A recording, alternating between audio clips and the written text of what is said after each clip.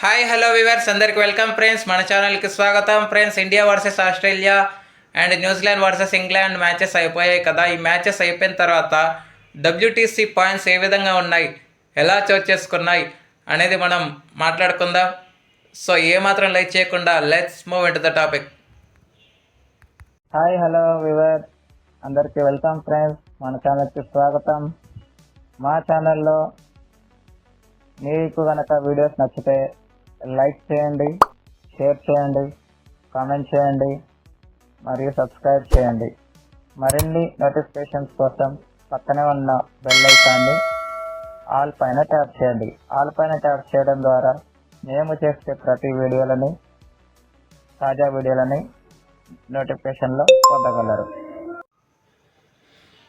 So మొత్తానికి WTC points అయితే చాలా అనూహ్యమైన మార్పులు అయితే చోటు చేసుకున్నాయి.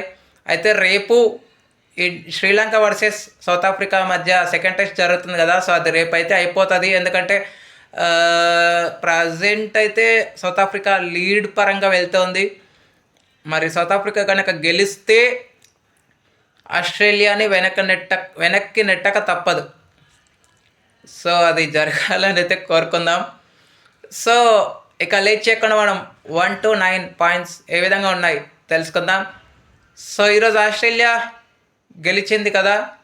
సో ఆస్ట్రేలియా 57.29 దగ్గర నుంచి 60.71 వాళ్ళ యొక్క పీసీటీ అయితే పెరిగింది. ఫస్ట్ ప్లేస్లో ఉన్న టీమిండియా 61.11 నుంచి 57.29కి అయితే పడిపోయింది. ఎంత పడిపోయిందో మనందరం చూసాం. చాలా గణనీయంగా తగ్గిందని చెప్పుకోవచ్చు పీసీటీ. సో ఇది థర్డ్ ప్లేస్లో ఉంది.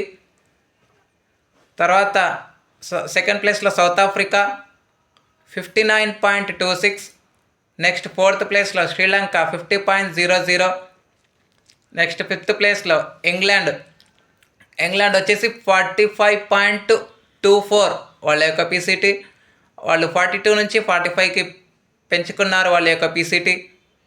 తర్వాత నెక్స్ట్ న్యూజిలాండ్ వచ్చేసి 44.23 వాళ్ళ యొక్క పీసీటీ అయితే ఉంది.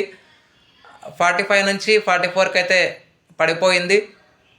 నెక్స్ట్ పాకిస్తాన్ 33.33 సెవెంత్ ప్లేస్లో ఉంది. నెక్స్ట్ ఎయిత్ ప్లేస్లో వచ్చేసి బంగ్లాదేశ్ 31.25 వాళ్ళ యొక్క పీసీటీ అలాగే ఉంది.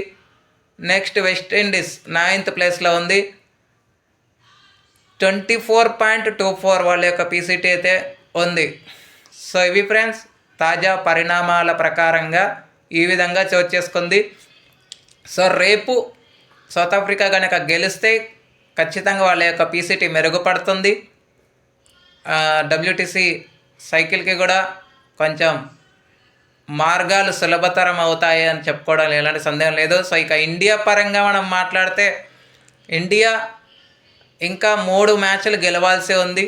3 మ్యాచ్లు గెలిస్తే ఎలాంటి రిజల్ట్స్ పైన ఆధారపడకుండా వెళ్ళిపోవచ్చు.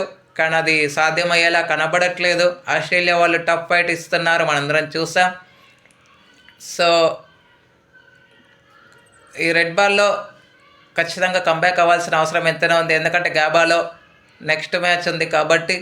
మరి గాబాలో మనకి మంచి రికార్డ్స్ ఉన్నాయి. 2020లో మనందరం చూసాం రిషబ్ పంత్ ఎలాంటి డ్యామేజ్ చేశాడో. మరి అలాంటివే చోటు చేసుకోవాలని అయితే మనందరం మనస్ఫూర్తిగా కోరుకుందాం. Okay friends, thank you. ఇలాంటి అప్డేట్స్ కోసం ఛానల్ని సబ్స్క్రైబ్, షేర్, లైక్, కమెంట్ చేయండి. మరొక అప్డేట్తో మీ ముందు ఉంటాను ఫ్రెండ్స్. అంతవరకు సెలవు, నమస్కారం.